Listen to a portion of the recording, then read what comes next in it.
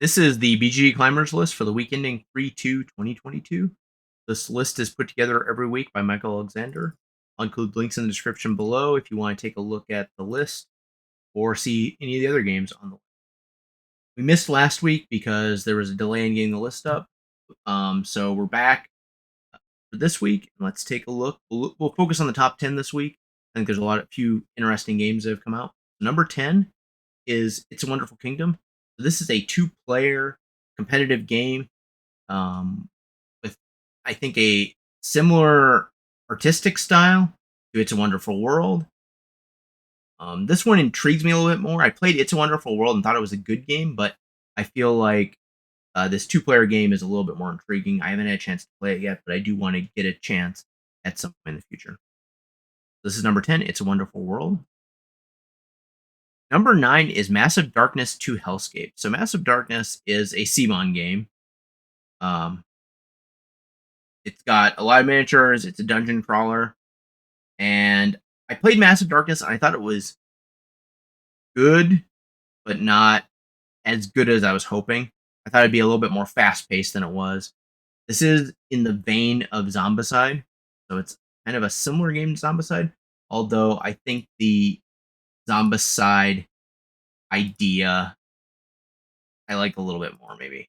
I feel like there's a lot of these dungeon crawler style games, and I felt like, at least from my take, the first Master Darkness was not as good as I was hoping, or as good as maybe some other dungeon crawler games. Like, um, overall, I think this game will do fairly well. I don't think it's going to likely be a top 100 game though. We look at it, it's starting out with a average rating. I guess it's coming out pretty high, 8.20, but I don't think, at least from what I recall, the Kickstarter didn't get as much uptake as I remember, and I don't know how well it's going to do in the retail sector. So I do think it's probably going to be in the top. I would say probably top 200, maybe 250. That's number 9, Massive Darkness 2 Hellscape. Number 8, Legacies. So this game was a Kickstarter that I looked at very closely when it came out. So, I guess this was a game about creating your legacy, a Euro-styled game with, I guess, Euro-style, or maybe better than Euro-style artwork. And from my perspective, it didn't look to me like it was bringing anything new, super new or innovative. So I didn't end up backing it. I try to limit my backing to no more than 7 games a year. Overall, I think the reviews are doing okay, but maybe not as good as I was hoping. Legacy is a fine game and it isn't complicated. Yeah. So this one's saying Rosenberg or Mind Clash or Lacerda are better games. Um, yeah, I think somewhat mixed reviews. Maybe not as fun. Maybe it's trying to do too many things. This person says Lisboa is better at multi-use cards. 18xx is better at stock market. I was never a big fan of 18xx stock market games anyway, except on the computer.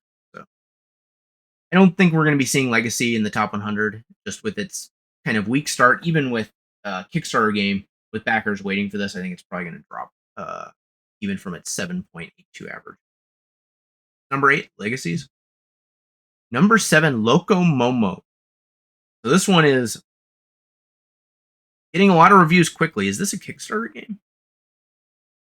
Let's see. So this does not look like it was a Kickstarter game. It's a 2 to 4 player family weight game about using animals' movement to search for their friends and take a group photo picture together. Okay, that's kind of a funny theme. It's very lightweight. I do think. Let's see here. So it looks like you're going to be placing tiles on a photo grid. Interesting. Kind of like a camera. And I think the artwork looks good.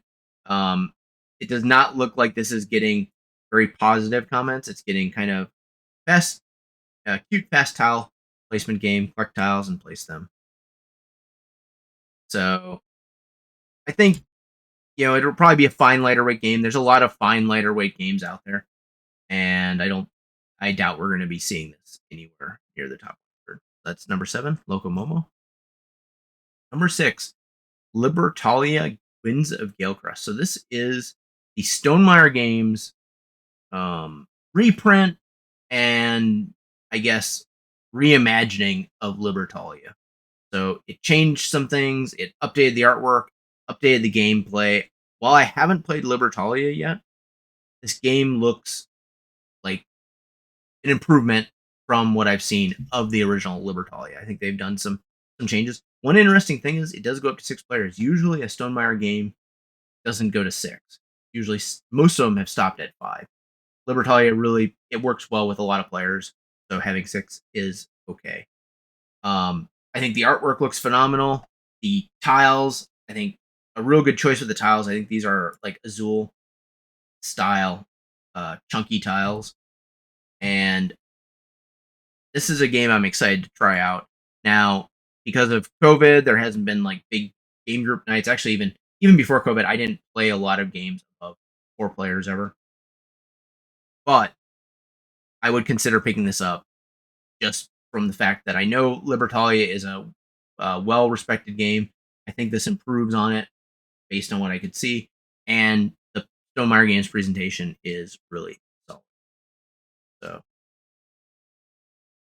one interesting thing is we should check out where this is. So Libertalia is at 322 and 467. This could propel. I think the reprint could propel it higher because this game's been out of print for a while. It's fairly desirable, and I think this makes the game look better, which does help with ratings. Is it going to be enough to get in the top 100? I don't know. I think we're going to have to wait a few weeks to see how it's received. But with Stonemaier Games being the publisher, that's already going to get it a lot of a fairly wide distribution. This is number 6, Libertalia, Winds of Galecrest. Number 5 is Tiny Epic Dungeon. So we looked at this before. This Tiny Epic game is actually getting pretty high ratings versus other Tiny Epic games. So I think we need to keep an eye on it. I do think that it's trending a little bit low to get in the top 100, but we've seen some games resurge too as they've simmered for a little. So let's keep an eye on this one. Number 5, Tiny Epic Dungeons. Number 4 is Arc Nova. So this game just entered the top 100. It's at 93 already. This game is getting, I think, very solid reviews. Actually, one of the worst reviews I've seen for it, I think, was the Shut Up and Sit Down review, which I think for my taste might be a reason why I may not end up liking this game as much as some other games. This, in case you aren't aware, this is a game where you're building a zoo. I think a futuristic zoo, if I remember right, but a zoo for, having animals. And what I gathered from the Shut Up and Sit Down review is they didn't like the randomness as much. And I don't know if there's a card drafting version of this where you can draft cards like you do in Terraforming Mars. That might help negate some of the randomness. But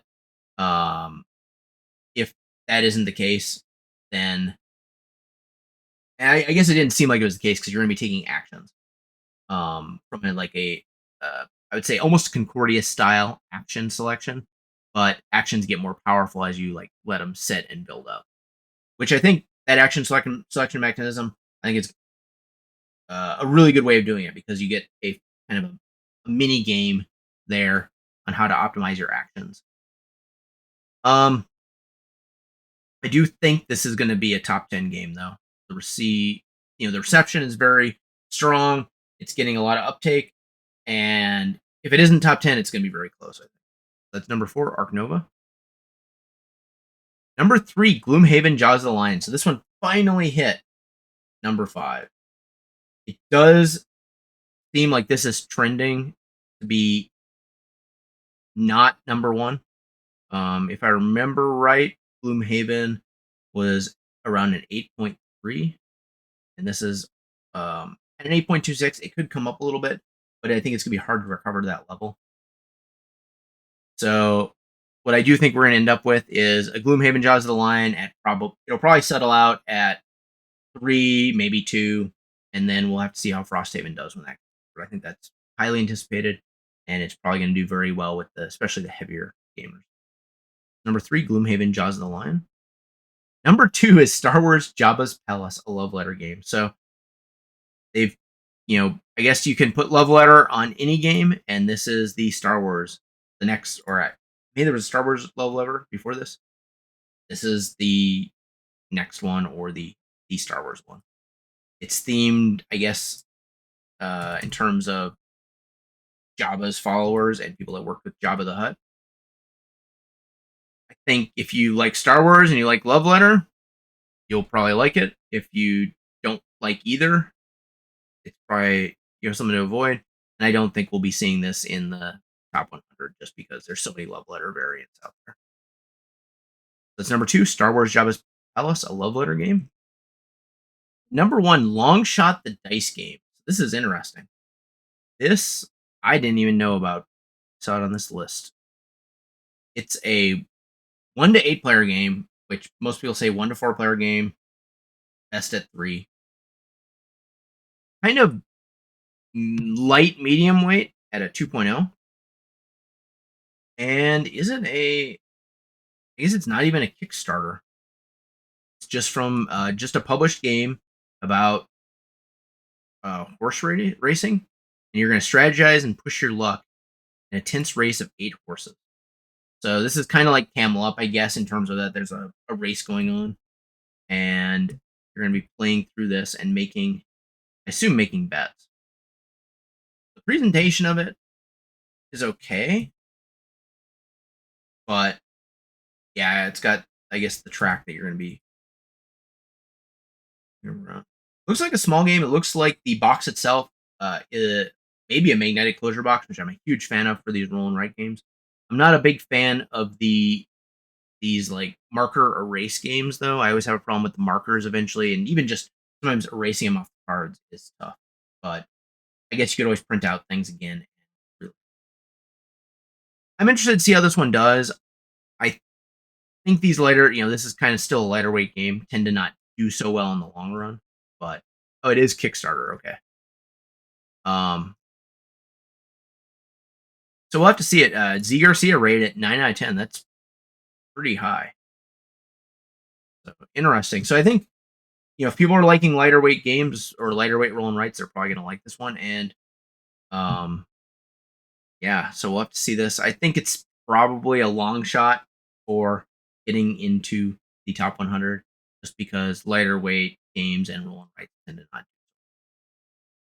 So there you have it. That is the BGG Climbers list for the week ending 3/2/2022. Again, if you like this video, please like and please subscribe. Please take a look at our other videos.